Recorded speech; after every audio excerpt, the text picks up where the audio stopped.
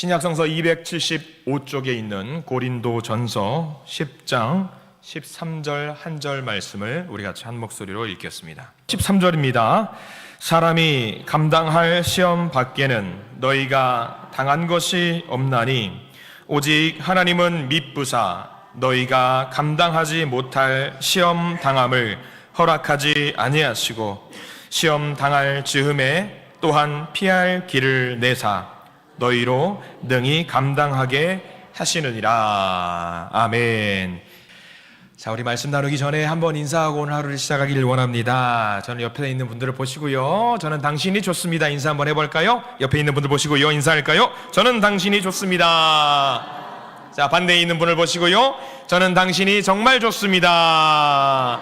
자, 또 앞뒤로도 보시고요. 저는 당신이 정말 좋습니다. 정말 좋습니다. 좋은 분들 감사드립니다. 예. 늘 이렇게 웃음이 넘치는 믿음의 성도님들 되시기를 간절히 축원합니다. 자, 오늘 말씀은요, 능히 감당하게 하소서라는 제목으로 말씀을 좀 나누어 보려고 합니다. 봄철이고 이제 대신방을 이제 시작을 하고 있어요. 성도님들의 가정을 방문하면서 함께 축복의 기도를 또 하고 웃으면서 예배를 드릴 수 있는 것이 얼마나 감사한 일인지 모릅니다.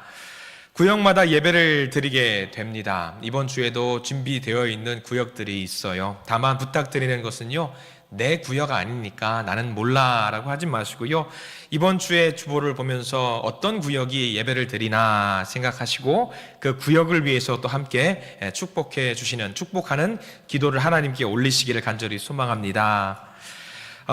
우리가 신앙생활 하는 가운데 있어서 여러분들 한번 여쭤보고 싶어요. 가장 큰 소망이 있다면 어떤 것이 있을까요? 가장 큰 바람이 있다면 어떤 것이 있을까요? 아마 누군가 제게 이렇게 물어본다면, 당신은 신앙생활 중에 가장 큰 바람과 소망이 있다면 무엇이 있습니까? 라고 물어본다면 저는 주저하지 않고 아마 이렇게 대답할 것 같습니다. 하나님의 뜻을 알 수 있으면 좋겠습니다. 하나님의 생각을 좀 알았으면 좋겠습니다. 하나님의 뜻을 붙잡았으면 정말 좋겠습니다. 이런 고백을 할 것 같아요. 여러분들도 아마 저와 같이 비슷한 고백들을 하실 겁니다. 하나님이 도대체 무슨 생각을 갖고 나를 이렇게 만들어 가시는지 궁금하실 거예요. 그래서 하나님의 뜻이 무엇인지 좀 알았으면 좋겠다. 그 옛날 하나님의 마음에 합했던 사람이 한 명 있었습니다. 하나님의 마음에 합한 사람 누구죠? 다윗입니다. 다윗. 하나님께서 정말 내 마음에 합한 사람이다라고 이야기를 하면서, 야, 다윗은 정말 대단한 사람이다 라고 하나님께서 말씀을 하셨습니다. 하나님의 마음에 합했기 때문에 하나님의 뜻과 생각을 모두 다 알고 살았을까요? 글쎄요, 그렇지는 않았습니다. 대답이 성경에 나와 있어요. 시편 145편 4절 말씀에 이렇게 기록이 되어 있어요. 함께 같이 한번 읽어볼까요? 시작. 여호와는 위대하시니 크게 찬양할 것이라. 그의 위대하심을 측량하지 못하리로다 라고 나와 있어요. 여기 화면에 보시다시피 다윗이 고백을 하고 있어요. 하나님의 마음에 합한 사람이지만 다윗 역시 측량하지 못한다. 무엇을? 하나님의 뜻과 생각을 측량하지 못한다 라고 고백을 하고 있어요. 측량하지 못한다라는 이야기는요, 안 한다라는 이야기가 아닙니다. 할 수 없다라는 이야기입니다. 다윗과 같은 사람도 하나님의 뜻을 알 수 없다라는 것을 고백하고 있습니다. 다윗 주변에는요, 하나님의 뜻을 알고 이해하기 위해서 그 하나님의 뜻을 막 알려주려고 노력했던 사람들이 굉장히 많이 있었어요. 제사장들도 있었습니다. 기도하는 사람도 있었습니다. 예배에 목숨을 거는 사람들이 너무나도 많이 있었습니다. 다윗 역시 하나님의 마음에 합한 사람이었다라고 성경에 나와 있지만, 그랬음에도 불구하고 하나님의 뜻을 완벽하게 헤아릴 수 없었던 사람입니다. 다윗의 아들은 누구죠? 솔로몬입니다. 솔로몬은 어떤 왕입니까? 지혜의 왕입니다. 세상 누구도 가질 수 없는 놀라운 지혜를 갖고 있는 지혜의 왕, 출중한 지혜가 있었다라고 할지라도 하나님의 위대하심을 그 역시 측량할 수 없었던 사람입니다. 기술 문명이 많이 발전됐습니다. 많은 사람들이 인터넷 같은 정보 매체를 통해서 모르는 것들을 쉽게 알 수가 있어요. 그래서 궁금한 것들이나 모르는 것들은요, 컴퓨터라든가 AI 같은 서비스 등을 통해서 정보를 취득하고는 합니다. 저도 성경을 공부하고 묵상을 하면서 모르는 정보가 있다라고 하면은요, AI 서비스를 이용해서 정보를 알아내고는 합니다. 요즘 많이 하고 있는 챗 GPT라든가 구글에서 이용하는 다른 서비스들 굉장히 많이 있습니다. 이런 서비스들을 통해서 한번 궁금했습니다. 말씀을 통해서 말씀을 묵상하는 가운데 이런 AI 서비스들은 하나님에 대해서 뭐라고 말을 할까 궁금해서 검색어를 좀 입력을 해 보았습니다. 질문은 이거였습니다. 너는 하나님의 뜻을 알 수 있니? 라고 인터넷에 있는 AI 서비스에게 물어보았습니다. 근데 이 친구가 정말 이 AI 서비스가 정확하게 답을 제공을 하는 모습을 보면서 약간 소름이 돋았어요. 뭐라고 말을 했냐면 이 챗GPT에서 이렇게 이야기를 하더라고요. 답이 이겁니다. 저는 하나님의 뜻을 완전히 이해하거나 알 수 있는 존재가 아니에요. 기독교 관점에서 보면 하나님의 뜻은 인간의 이해를 초월하는 경우가 많고 종종 성경을 통해 드러난다고 여겨지고는 합니다. 신자들은 기도나 성경 묵상을 통해 하나님의 뜻을 더 잘 이해하려고 노력한다고 하죠. 라고 답을 하더라고요. 너무나도 정확한 답을 제공을 하는 것 같아요. 맞는 것 같으세요? 저 질문의 답이? 근데 저 질문의 답이 정확한지 아닌지 객관적으로 좀 알아야 될 것 같아요. 그래서 몇 가지 질문을 하나 더 던져보았습니다. 뭐라고 던져봤냐면 챗GPT에게 나는 좀 잘생긴 것 같은데 내 생각은 어떠냐? 라고 물어봤습니다. 대답이 뭐라고 나왔냐면 이렇게 답이 나왔어요. 자신감이 넘치시네요. 기분이 굉장히 나빴습니다. 정답인지 아닌지 도대체 모르겠는데 그래, 내가 자신감은 좀 넘치지. 그런 것 같아요. 우리가 아무리 하나님을 이해하려고 노력해도 이해할 수 없어요. 모든 것을 이해할 수 없습니다. 적절한 비유를 한번 알려드릴까요? 여러분들 집에 가면은 아이들이 쓰던 어떤 문구 사이 살 수 있는 30cm 자가 있을 겁니다. 이 자를 가지고 온 우주를 측정할 수 있을까요? 여러분 할 수 있으시겠어요? 제 생명이 무한대라고 한다면 한번 해보고 싶어요. 계속 재고. 근데 우주는 어떻다라고 해요? 점점 팽창한다고 하죠. 내가 30cm로 자를 잰다라고 해도 아마 늘어나는 속도가 더 클 것 같다라는 생각이 들죠. 그러면 측정할 수 있다 없다? 없다라는 결론에 도달하게 됩니다. 마찬가지예요. 우리의 마음속에 하나님의 모든 성격을 품을 수 있을까요? 없을까요? 불가능합니다. 불가능해요. 그러면 불가능하기 때문에 우리가 하나님을 믿지 말아야 될까요? 아닙니다. 납득이 되지 않고 이해가 되지 않는다고 해서 믿지 말아야 될까요? 아닙니다. 측량 불가능한 하나님을 믿지 말아야 될까요? 아닙니다. 조금 어려운 이야기를 하나 들려드릴게요. 2세기에 초대교회 교부 터툴리안이라는 사람이 있었어요. 터툴리안이라는 사람이 어떤 이단들의 공격을 굉장히 많이 당했습니다. 이단들이 뭐라고 질문을 하냐면 이렇게 질문을 하는 거예요. 어떻게 존귀하신 하나님이 미천한 인간이 되어서 세상에 오시고 고난을 당하시고 십자가에 달릴 수 있겠는가? 위대하신 하나님이 가능하겠는가? 말이 안 된다. 나는 그래서 믿을 수가 없다. 터툴리안, 당신은 어떻게 생각하는가? 이 터툴리안이라는 초대교회 교부, 그 당시에 목사님이 되겠죠. 이렇게 말을 합니다. 맞다. 당신의 말이 맞다. 존귀하신 하나님이 어떻게 미천한 인간이 되어서 세상에 올 수 있겠는가? 존귀하신 하나님이 고난을 당하시고 십자가에 달리실 수 있겠는가? 말이 안 된다. 그런데 그것을 하나님이 하셨다. 그래서 나는 하나님을 믿는다. 라고 고백을 했습니다. 우리가 하나님을 모두 이해해서 믿는 거 아닙니다. 측량이 가능하거나 측정이 가능해서 하나님을 믿는 것이 아닙니다. 시편 145편, 아까 우리가 읽었던 말씀 다시 한번 읽어볼게요. 측량이 가능하지 않다라는 것에 초점을 두고 한번 읽어보겠습니다. 시작. 여호와는 위대하시니 크게 찬양할 것이라. 그의 위대하심을 측량하지 못하리로다. 하나님을 만약 우리가 측량이 가능하다라고 한다면 그분은 하나님일까요? 아닐까요? 하나님이 아닙니다. 측량이 불가능하기 때문에 우리가 하나님을 믿을 수 있는 겁니다. 할 수 없기 때문에 포기하는 것이 아니라 알 수 없기 때문에 더 높이고 더 붙잡고 그분을 더 전하겠다라고 하는 고백이지요. 왜? 다윗도 그렇게 했기 때문입니다. 다윗은 왕이에요. 왕인 자기 자신도 하나님을 감당하지 못하겠다라고 이야기해요. 여러분들의 마음은 어떻습니까? 우리는 하나님께 기도할 때 이렇게 기도하십니다. 아마 저와 여러분들 다들 이렇게 기도하실 거예요. 하나님 보여주세요. 보여주세요. 하나님 알려주세요. 제발 좀 알려주세요. 하나님 이해시켜주세요. 이해시켜주세요. 그런데 하나님의 계획은 모두 알 수 없습니다. 하나님의 뜻은 우리 손에 잡을 수도 없습니다. 여러분들 한번 상식적으로 생각을 해보십시오. 예수님을 이 땅에 보내신 이유, 여러분들 이해가 가십니까? 내가 뭐라고, 내가 뭔데, 내가 도대체 뭔데 예수님께서 날 대신해서 십자가를 짊어지셨나? 그런데 예수님을 날 위해서 세상에 보내셨다라는 그 사실은요, 믿어져요. 믿어진단 말이죠. 그것을 우리는 뭐라고 하는 줄 아세요? 은혜라고 합니다. 은혜.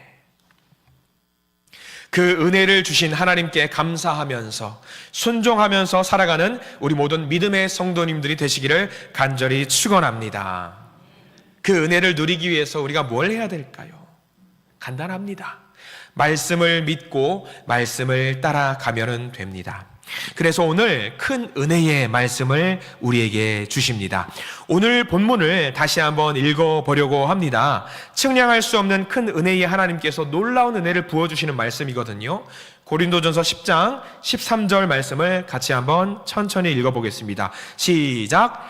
사람이 감당할 시험 밖에는 너희가 당한 것이 없나니 오직 하나님은 미쁘사 너희가 감당하지 못할 시험 당함을 허락하지 아니하시고 시험 당할 즈음에 또한 피할 길을 내사 너희로 능히 감당하게 하시느니라. 자, 거기 밑줄을 여러분들 성경책에 꼭 그어두시기 바랍니다.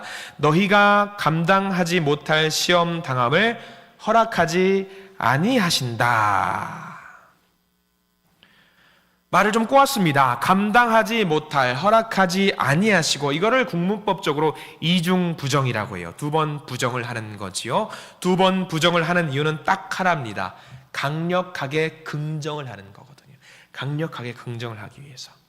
우리가 못 믿을까봐, 우리가 신뢰하지 못할까봐 두 번을 강조해서 우리에게 이야기를 해주고 있는 거죠. 쉽게 표현해 볼까요? 하나님은 우리가 감당할 수 있는 시험만 허락하신다. 하나님은 우리가 감당할 수 있는 시험만 허락하신다. 이것이 우리에게 주시는 하나님의 은혜입니다. 우리는 이해가 되지 않습니다. 여기서 우리가 주목할 말이 있어요. 무엇을 주목해야 되냐면 우리는 저기 노란색으로 표시되어 있는 글자에만 집중을 하는 경향이 있습니다. 왜? 내게 시험을 주니까, 내가 닥쳐있는 시험만 보니까. 근데 무엇을 주목해야 되냐면 저기 있는 노란색 글자에 주목하는 것이 아닙니다. 어디에 주목을 해야 되냐면 오히려 저기 중간에 오직 하나님의 주목을 해야 합니다.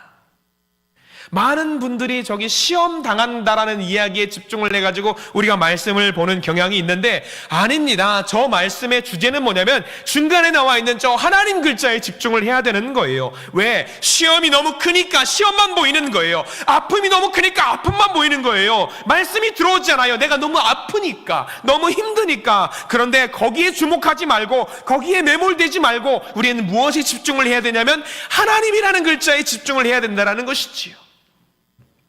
왜냐하면 시험의 주관자는 누구예요? 하나님이십니다. 시험을 통제하는 분이 누구십니까? 하나님이십니다. 시험이 중요한 게 아닙니다. 시험에 빠져 있어서는 안 됩니다. 오히려 권위와 능력을 가지고 모든 세상의 시험을 주관하시는 하나님을 바라보시는 저와 여러분들 되시기를 간절히 소망합니다. 하나님을 향한 시선을 절대로 놓치지 마십시오. 그 하나님은 내가 겪는 시험 그 하나만을 보고 계신 분이 아니십니다. 저와 여러분들 모든 한 분 한 분의 시험을 모두 바라보고 계시는 분이십니다. 그 모든 시험을 통제하고 주관하시는 분이 한 분이세요. 그 분이 나의 하나님이십니다. 얼마나 큰 은혜입니까? 이해가 되지 않습니다. 지금 우리는요, 나의 질병 하나로 눈물을 흘리고 있고요, 내 실패로 죽을 것 같고요, 아파하고요, 고난 가운데 있고요, 쓰러져 있습니다. 나만 바라보게 됩니다. 나만. 그런데 나뿐인가요? 옆에 있는 걸 보세요. 나 말고도 옆에 있는 분들은 얼마나 아픔 속에 있는 분들 많으십니까? 모두 마찬가지예요. 모두 경험하고 있는 그 실패, 모두 절망 가운데 있는 그 아픔. 그런데 그 모든 절망과 아픔을 누가 통제하고 계신다? 하나님께서 통제하고 계신다. 그렇게 위대하고 크신 분이 통제하고 계신다. 이게 놀라운 은혜입니다. 성경은 우리에게 도무지 우리가 상상도 못하는 놀라운 복음을, 말씀을 주고 계십니다. 만약에 우리가 정말 말도 안 되는 상상력을 동원해서 하나님께 정말 불경스럽지만 하나님이 안 계신다고 생각을 해보십시오. 아마 여기 계신 모든 분들 한 분도 빠짐없이 다 절망에 빠지실 겁니다. 나를 모함하고 나를 괴롭히고 나를 억누르고 있는 것들이 너무 많아서 사람들이 나를 비웃을 것 같고 아무도 나를 생각해 주지 않을 것 같아서 우리는 쓰러져 있고 일어서지 못할 겁니다. 우리 가정만 보십시오. 우리 가정에 사실 가장 큰 문제가 많습니다. 우리 이 모든 가정이 이런 아픔 속에 있습니다. 그런데 이 가정 가운데 하나님이 계신다라고 생각을 해보십시오. 가정에 처해 있는 그 많은 문제와 아픔들, 하나님 안에서 아무런 문제가 되지 않습니다. 이겨낼 수 있는 거죠. 신앙 상담을 하다 보면은요, 어떤 분들이 이제 목양실을 찾아와서 이렇게 눈물로 고백을 할 때가 있습니다. 목사님, 제가 얼마나 힘든지 아세요? 제가 얼마나 아픈지 아세요? 목사님은요, 제가 설명을 해도 모르실 거예요. 제가 얼마나 괴로운지 아세요? 모르실 겁니다. 저는 이렇게 답합니다. 저 몰라요. 제가 어떻게 알아요? 저 몰라요. 제가 어떻게 알아요? 제가 어떻게 모든 걸 다 알아요? 아니, 우리가 손톱에 바느질을 하다가 바늘로 쫙 찔리기만 해도 아프다고 하시죠? 저 근데 그게 얼마나 아픈지 몰라요. 근데 그렇게 퉁명스럽게 말하면은요, 신앙의 상담 마무리하면은요, 다음부터 교회에서 그분을 못 만나요. 그분에게 정답을 알려드립니다. 뭐라고 말씀드리냐면 이렇게 말해요. 성도님, 시험에 집중을 하면은, 고난에 집중을 하면은요, 괴롭죠? 미치겠죠? 죽을 것 같죠? 그런데요, 시험에 집중하지 마시고요, 고난에 집중하지 마시고요, 하나님에게 집중해 보시기 바랍니다. 하나님이 보시면은요, 하나님이 보이면은요, 그때부터 시험과 고난은요, 눈에 안 들어와요. 하나님을 보세요. 할렐루야. 우리가 명심해야 됩니다. 여러분들의 가정의 주관자는 누구십니까? 하나님이십니다. 대부분의 아픔은요, 가정에서 오는 경우가 많습니다. 멀리 있는 사람 때문에 아플 일은 별로 없습니다. 가정의 문제, 부모와의 문제, 자녀와의 문제, 내 마음대로 안 되는 문제. 왜 안 되지? 이게 왜 안 되지? 뭐가 문제지? 너무 가슴이 아프니까 눈물이 나고 절망이 나고 아파요. 이대로 끝날 것 같죠? 세상 모든 근심은 다 내 것 같죠? 그런데 내 가정의 주관자가 나일 때는요, 문제만 보여요. 내 가정을 통제하고 내 가정을 이끌고 나가고 내 가정을 주관하는 사람이 나일 때는요, 아픔과 문제만 보입니다. 그러나 내 가정을 주관하시는 분이 하나님이라는 것을 볼 때, 그것을 인정할 때에 문제가 보이지 않습니다. 문제를 이기게 만드시는 하나님만 보이게 됩니다. 우리 하나님은요, 내 가정만 보살피시는 분이 아니에요. 온 우주 만물의 모든 가정을 다 주관하세요. 정말 바쁘신 분이세요. 어쩜 그렇게 바쁘신 분인지 몰라요. 요즘 시대를 살아가면서 우리 대한민국, 여러분들 속상하시죠? 뉴스 보시면 속상하시고 마음 아프시죠? 여러분들 근데 주의하십시오. 그리고 명심하십시오. 누구를 미워하지도 마시고 누구를 죽이네 살리되 하지도 마세요. 왜냐하면 그것을 주관하시는 분이 하나님이라고 생각을 하십시오. 이 모든 것들을 주관하는 분이 나라고 생각한다면, 특정인이라고 생각하면요, 문제만 보이게 됩니다. 그러나 문제를 주관하시는 분이 하나님이라고 하나님을 바라보시게 되면요, 문제의 끝에 하나님이 서 있는 것이 보이고요, 해결책이 보입니다. 극복하는 것을 볼 수가 있습니다. 이렇게 하나님의 역사하심을 보면요, 우리는 모든 문제를 능히 감당할 수 있습니다. 성경에서 이것을 직접적으로 경험한 사람이 한 사람이 있습니다. 구약 성서에 쭉 넘어가시면 요셉이라는 사람이 있어요. 형이 10명, 동생이 1명 있습니다.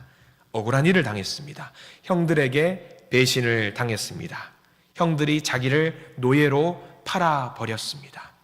여러분들이 요셉이라고 생각을 해보시기 바랍니다. 어려서부터 형과 같이 살았습니다. 근데 부모님으로 인해서 더욱더 사랑받는다란, 편애받는다라는 이유로 형들이 자기를 질투해서 노예로 팔아버렸어요. 여러분들이 요셉이면 어떻게 하실 겁니까?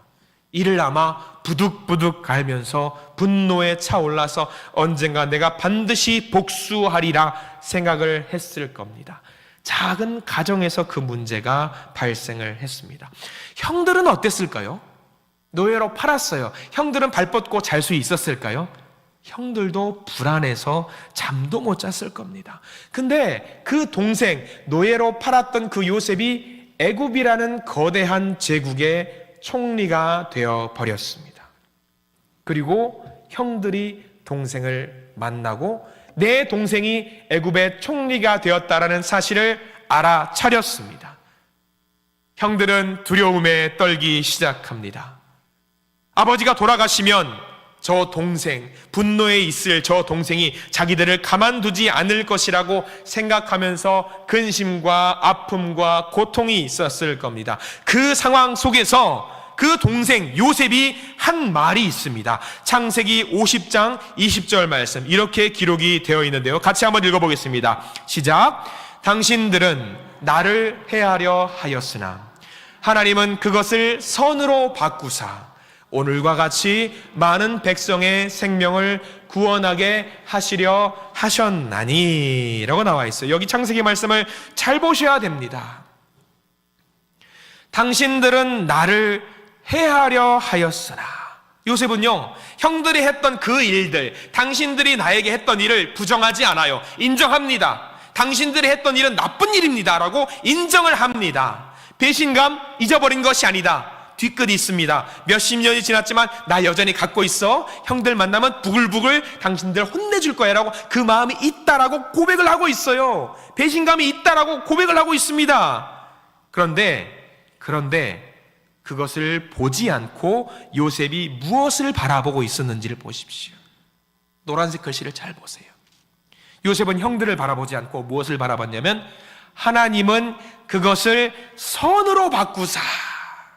하나님, 당신들은 나에게 악을 행했지만 내가 당한 악을 하나님은 선으로 바꾸셨다. 고통 속에 있었고 눈물 속에 있었고 아픔 속에 있었지만 그것을 내려놓고 나는 하나님만 바라보고 있었다. 그로 인해서 우리 집에서 발생된 그 일을 선으로 바꾸셔서 이스라엘이라고 하는 민족 전체를 살려주셨다. 하나님은 스케일이 크신 분이에요. 큰 그림을 그리는 분이십니다. 그렇기 때문에 요셉이 말하고 있는 건 뭐냐면, 하나님의 생각과 하나님의 뜻을 바라보라는 겁니다. 당사자들이야, 그 개인들이야 자기들 눈에 보이는 것만 보일 겁니다. 아파할 겁니다. 눈물 흘리고 있을 겁니다. 그러나 하나님은요, 그 개인의 문제를 넘어서 우리 가정과 이 나라와 이 땅까지도 그림을 그리시고 있다라는 사실입니다. 이게 믿어지니까 요셉은 형들을 용서할 수 있었던 겁니다. 우리가 주목해야 될 것이 있습니다. 사건이 아닙니다. 내게 처한 그 문제와 고통과 아픔이 아닙니다. 가장 중요한 것은요, 우리의 눈이, 우리의 마음이 무엇을 바라보느냐입니다. 요셉이 중요하게 여겼던 것은 사람이 아닙니다.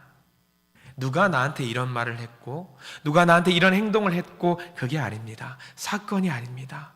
내가 얼마나 힘들었는지 알아요? 이게 아니에요. 요셉의 초점은요, 하나님입니다. 하나님이 우리가 겪고 있는 문제를 이길 수 있는 유일한 힘입니다. 내가 이렇게 만든 것도 아니고, 그 사람이 내게 이렇게 한 것도 아니고, 누가 하신 거다? 하나님이 하신 거예요. 요셉의 고백, 나를 여기로 보내시고 나를 총리로 만드신 것은 당신들이 한 게 아닙니다. 하나님이 하신 겁니다. 이거를 고백하는 거예요. 우리는요, 작은 현실에 매달려서 하나님의 계획을 보지 못하는 경우가 많아요. 그러니까 어떻습니까? 매번 고백해요. 아이고 죽을 것 같네. 아이고 아프네. 이것만 하는 거예요. 그러나 하나님의 큰 그림을 보면은요, 이렇게 고백합니다.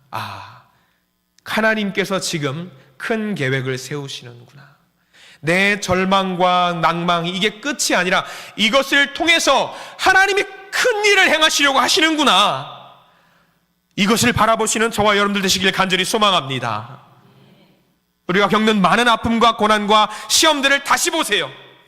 많은 분들이 아픔 속에 있습니다. 절망 속에 있습니다. 눈물 속에 있습니다. 재정적인 문제가 있습니다. 관계의 문제가 있습니다. 자녀들의 취업이나 결혼의 문제, 임신의 문제, 신앙의 문제, 말 못할 문제들로 소갈이 하시는 분들이 너무나도 많습니다. 그러나 명심하십시오. 그 문제에 매몰되는 순간 그 아픔과 함께 고난과 함께 나도 무너지게 됩니다.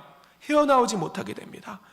그러나 우리 하나님은요, 살아계셔서 우리가 감당하지 못할 시험을 절대로 허락하지 않으십니다.